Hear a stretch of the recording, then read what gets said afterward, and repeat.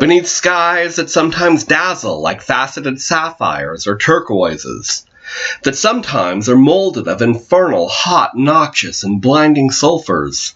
skies like streams of molten metals and crystals which, at times, expose radiating, torrid solar disks beneath the incessant and formidable streaming of every conceivable effect of light,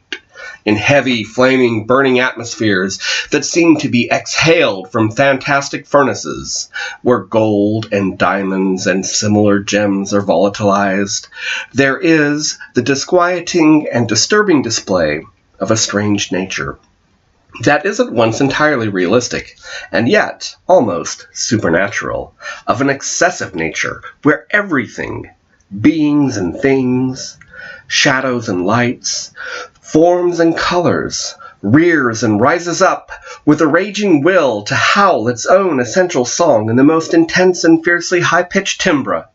Trees twisted like giants in battle, proclaiming with the gestures of their gnarled, menacing arms, and with the tragic waving of their green manes, their indomitable power, the pride of their musculature, their blood-hot sap, their eternal defiance of hurricane, lightning, and malevolent nature. Cypresses that expose their nightmarish, flame-like black silhouettes, mountains that arch their backs like mammoths or rhinoceri, white and pink and golden orchards like the idealizing dreams of virgins, squatting, passionately contorted houses in a like manner to beings who exult, who suffer, who think, stones, terrains, bushes, grassy fields, gardens, and rivers that seem sculpted out of unknown minerals, polished, glimmering, iridescent, enchanting, flaming landscapes, like the effervescence of multicolored enamels in some alchemist's diabolical crucible, foliage that seems of ancient bronze, of new copper, of spun glass, flower beds that appear less like flowers and opulent jewelry fashioned from rubies, agates,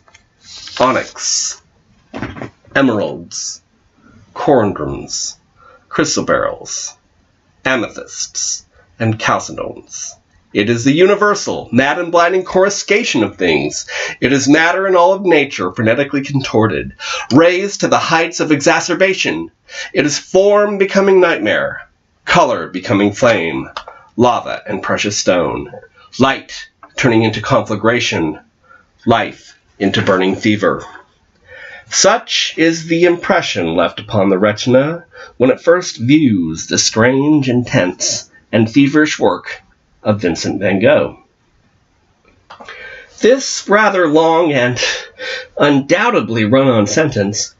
debuted in the inaugural edition of the January 1890 Mercure de France, a recently resurrected Parisian gazette and literary magazine seeking a spot among the fin de siècle avant-garde. The opinion was penned by the arguably dashing Parisian poet, art critic, and aspiring symbolist G. Albert Aurier. His article would attempt to make 2 points: that the greatest living artist of the moment was a crazy Dutchman who'd cut off his ear for a prostitute, exiling himself in a Provençal asylum, and 2, like himself, the Dutchman was a symbolist. We'll dig into the various definitions of symbolist art, most notably Vincent's own, as we explore the likelihood that he painted a unique depiction of the Last Supper, famous in Western art by the likes of Tintoretto, El Greco, Van Gogh contemporary Fritz von Ude, and of course Leonardo da Vinci's decaying mural in Milan. Arguably, which is why we're all gathered in union today, will determine whether Café Terrace at Night, originally owned by one G. Albert Aurier, hanging in plain sight for well over a century, is in fact Vincent's version of the Last Supper.